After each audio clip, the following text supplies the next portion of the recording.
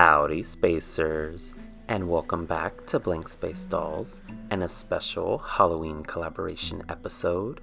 I'm excited to announce I have teamed up with some of my fellow customizing friends here on YouTube to bring you all one in a series of Halloween customs.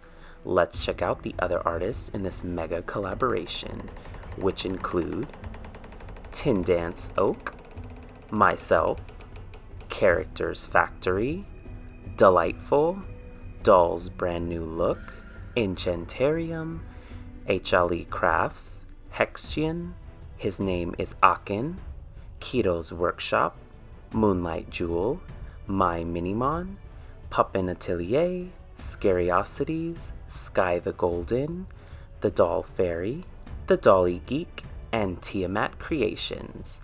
With that being said, let's take a look at my inspiration.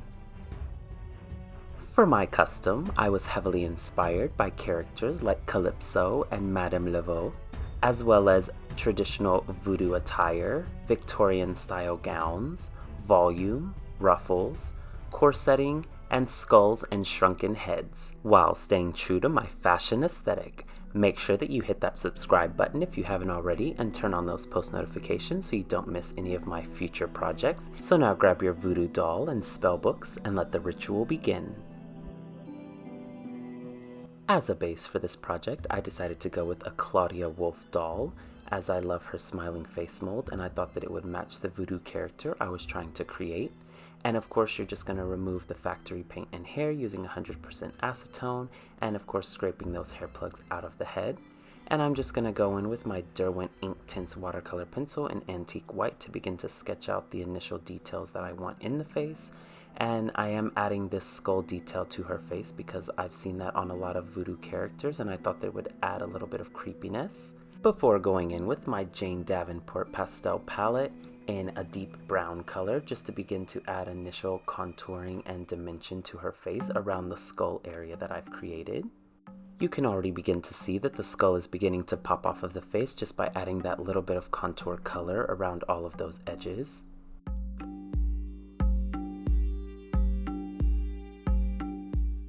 Then you want to add a layer of Mr. Super Clear Sealant and then go ahead and begin to follow those guidelines using your black Derwent Inktense watercolor pencil.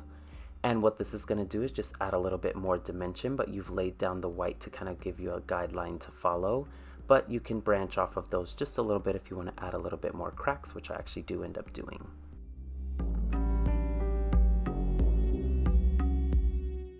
Now it's just about building up those colors, and I'm actually going to start with the white sclera portion of the eye, just building those colors in first. And it's always nice to have a white base down before you go in and add any eye color because it'll just make the color stand out a little bit more.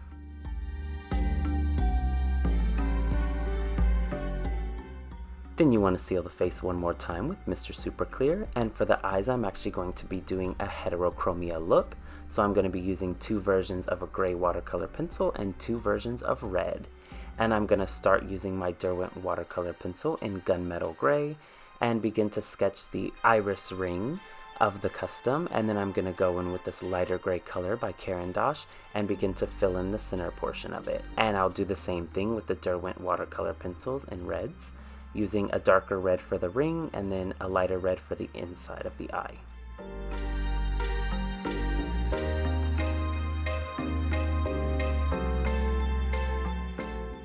Then I go in with my white pencil and begin to fill in that skull that I initially drew, and I intentionally waited until this layer to begin to fill it in because I didn't want it to be perfectly opaque and to look a little bit worn as if it were painted on by hand.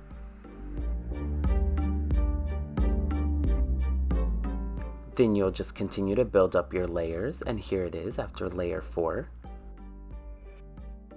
and layer 5. Then go ahead and add the eye shines, and this will be the final layer, and seal it one more time before moving on to the hair. The hair I decided to use is actually this Senegalese twist hair that I actually bought at a beauty supply, and I'm just going to use the very end of it to make sure that it was the proper length for my doll. And I attached that using hot glue, which wasn't the prettiest, but she was going to have a head wrap on anyway, so I thought that it would be fine. And of course for the head wrap I'm going to be using this burgundy taffeta fabric, and I'm going to wrap that around her hair using a natural wrap method, which I actually found a tutorial for on YouTube, so I'm really excited about that. Then I just embellished those twists with some jump rings and these braid clasps that I found at the same beauty supply, and also used them as bracelets around her ankle and wrist. Of course she couldn't just have a skull face, so I decided to also add it to her hands and one of her leg, and I start using my watercolor pencil and just sketching out my initial details, just making sure that I can get the small enough lines and the broken up bones. This is actually the first time I've ever tried this, and I'm quite surprised that I was able to do it. I did have some photo references looking at skeletons to kind of mimic as much as I could, but of course their anatomy is a little bit different, so I wasn't able to fit every exact bone, but what can you do? Like I said, it's my first time, so I'm quite proud of what I was able to accomplish for this one. Then I go over those lines with acrylic paint just to make it a little bit more opaque and make sure that it shows up once I seal it with Mr. Super Clear, and I will do a little bit of shading later the same way I did on the face, just to make those bones stand out a little bit more.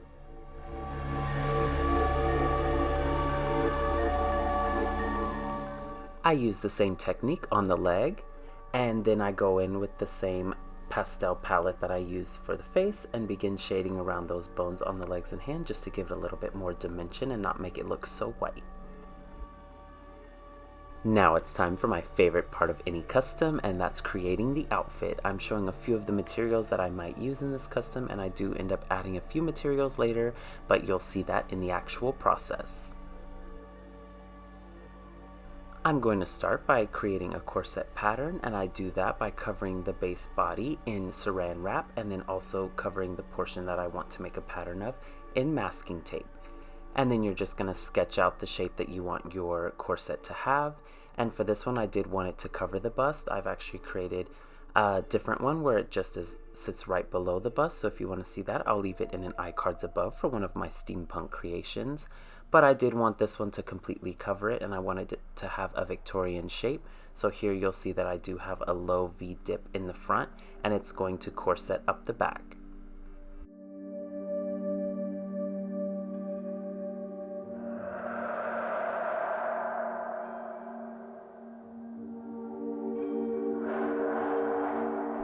Then you just want to use an X-Acto knife to cut around those guidelines that you created on the masking tape, and the dotted line on the front of the bodice will actually go on the fold of your fabric to create your front panel. Then you just want to transfer those pattern pieces onto your faux leather fabric, and you're also going to want to cut two versions of the side panels in opposite mirroring images. Sew up those breast darts using a ladder stitch, and then I'm going to put these white guide dots just to let me know where to sew up those two panels together, and I do it on both sides. And then what I'm going to do is use a whip stitch. Pretty sure that's what it's called, but you just go in the top and then through the bottom of the second panel and just kind of loop it around, and what that does is it actually lets both of the seams of the panels lie flat. And then once you get to the end of those tabs, I just kind of wrapped it around so that way the tip of those fell really flat against the tip of the middle panel.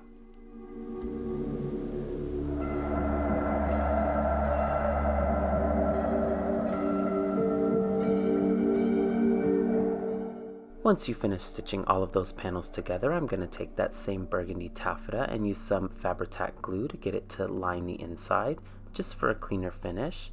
And then I'm going to take this lace trim that I found, fold it in half, and I'm going to line the top of that, leaving that burgundy peeking out of the top. I did actually end up hand stitching the lace on just because I wanted to make sure that I was able to really guide where it went, and you can see there on the inside the little small stitches that I used.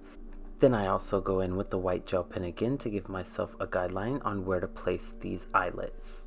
And by the way, the size of these eyelets are the 1.5mm size. Then to puncture the holes in the corset, I do use this bead reamer, and it gives me the perfect sized holes to then insert the mini eyelets that I have. And this is what the eyelets look like once I have them in place, and I did end up putting 5 instead of the original 4 that I had planned just for a tighter fit.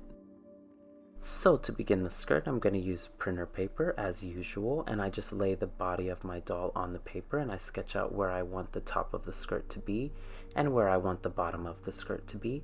And I actually wanted to have a high-low silhouette, so you can see here I'm sketching right above her knees and then right below her feet because I wanted it to have a really dramatic difference between the front and the back. And then I just slightly connect those lines, and you can see I'm a little bit off from my original over the knee mark just because I want to make sure that I leave enough room for seam allowance, and I'll actually add more to that even when I cut out the pattern. Here's what your pattern should look like once it's cut out, and I'm just doing a temporary gather here just to make sure that I'm going to get the volume and the size that I'm looking for, and I think it's perfect, so then I'm going to transfer that onto my fabric. And here you'll see I'm pinning it on the fold, but I'm actually about 1.5 inches away from the fold because I wanted it to have even more volume than I had planned. So that's how I'm actually going to gain a little bit of that.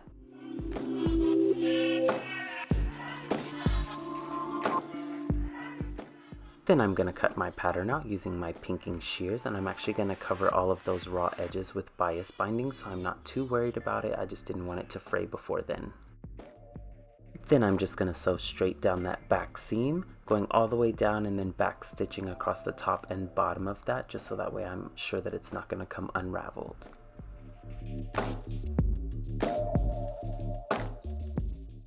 And here you'll see me just sewing on the bias binding onto the entire perimeter of the hem. This is not necessarily a step that you have to do because in the next few clips I do cover it with ruffles, but it just gave it a nice clean finish. And I'm actually going to be using this light tan lace, and I'm actually going to be hand pleating it because I wanted it to be very voluminous. And I literally am just pinning each corner as I make the pleats all the way around. Oh my goodness, look at all of these pins. It took so much time, but I love how it looks. And then you just want to sew around the entire perimeter of that hem. And yes, I am sewing over my pins. I do have ultra fine pins, which normally don't give me a problem whenever I'm sewing, but definitely go slow and take your time because you don't want to hit one of them.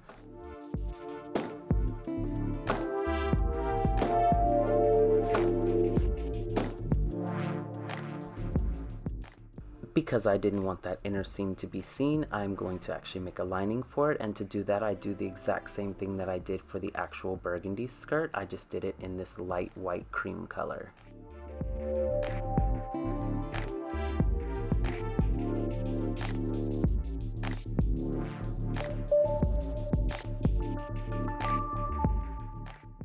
Then I cut out a half circle skirt, and I'm going to layer that with lots of layers of lace, and that's just going to be the inside lining portion that's going to be seen on the bottom of the burgundy skirt. And you can see here I'm about 4 ruffle layers in. Here's what that looks like. Then to attach that, you'll take the bad side of the half circle skirt that you just created and attach it to the good side of the larger skirt portion. Next, you just want to sew around that entire hem to attach the 2 skirts together, and then around that top hem of the half circle skirt as well. Then I'm just going to test to see if the silhouettes match up together, so I wanted it to look like it was actually layered underneath the skirt, so you'll see the way that I'm pinning it here is right at that bottom edge where I put that bias binding. I went ahead and measured 1 inch from the raw edge, and that's actually going to give me the line to gather on. Then using my needle and thread, I'm going to follow that line and just do a gathering stitch where I weave in and out of the fabric, and then I'm just going to pull it to tighten and gather that waistband.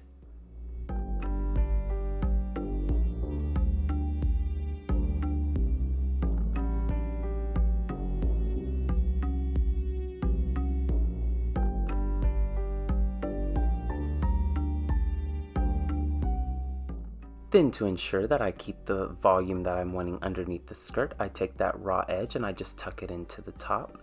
And what that's going to do is give me a nice clean edge at the top, but also give me that volume from underneath. Next, you want to attach the lining to that portion that you pulled on the inside of the skirt using the same method by gathering it and then sewing around that edge. Use small tacking stitches to attach the lining to the outer portion of the skirt to keep it from moving around. I use a small piece of the bias binding to create a waistband, and what that's going to do is actually permanently hold the gathers in place so you keep that volume but thin out the waistline. For the blouse, I wanted to create an off-the-shoulder peasant top with a puff sleeve, so what I'm going to do is actually lay my base doll down and measure out where her shoulder is going to be, where her wrist is, and right around her waist. And I'm actually going to sketch out the arm to be a little bit wider at the bottom, because then when you gather it, it's going to have that bubble effect.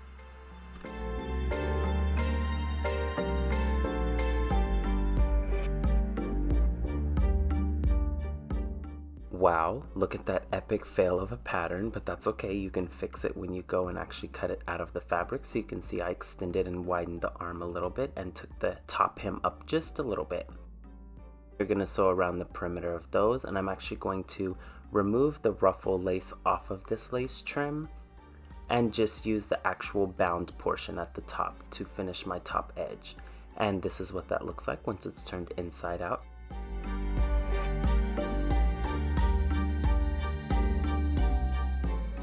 I gathered the top edge of the blouse and also the sleeves.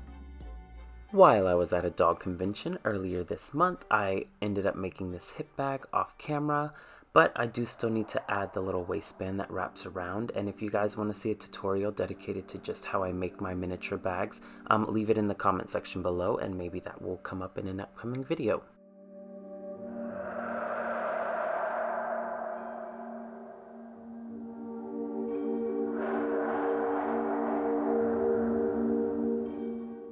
Another huge shout out to my pal River on Instagram, or at Doll Creations, for creating this amazing shrunken head for me. It's perfect. I couldn't have asked for a better version. Also, apparently I sculpt now. I am not sure what I was thinking, but you know, no time like the present to challenge yourself. So I actually created this little skull and some horns, and I had a bunch of extra epoxy sculpt left over and I didn't want to waste it, so I actually created a little voodoo doll and a bone, some teeth, like just a bunch of little random things. I didn't end up using all of it, but these things are actually going to be used on her staff. And I do end up going with the smaller horns instead of the larger ones.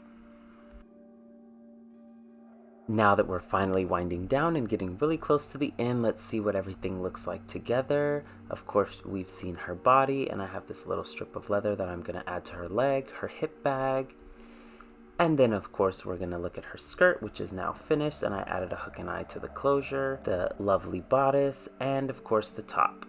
And the bracelets I actually used to cover as the cuffs of the blouse, and then I just used a piece of thread to hold the top down. And this is what it looks like, all layered upon each other. But of course, there's one more item, one more accessory just to complete the look, and I thought that it would be really cool if she had a faux fur shawl. So here you'll see, again, I'm just laying my mannequin body down and I'm sketching around that, just kind of in the shape that I want.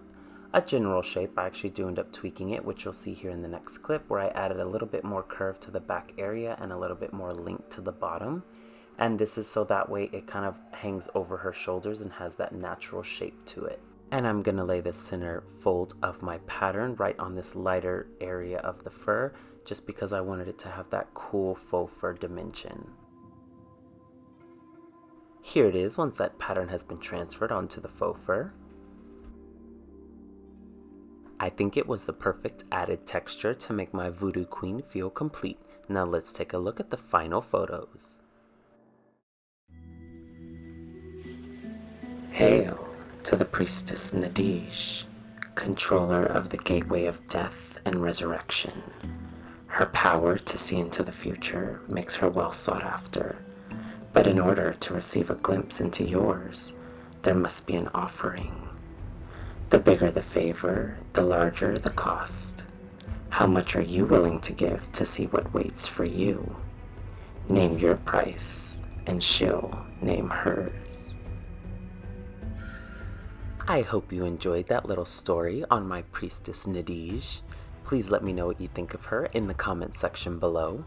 I had so much fun creating her and combining so many different concepts into the Halloween and voodoo aesthetic, and I love how she turned out with all of the volume and all of the textures that she used. And thank you again, River, for this amazing shrunken head. It added such an element and creepy detail to this custom. And of course, be sure to check out my friends' videos too, as there's many of them for you to watch. And as always, you can always check me out on Instagram at BlankSpaceDolls where in my world there's always a blank space. Let's customize it together. Until next time, Spacers, see you soon.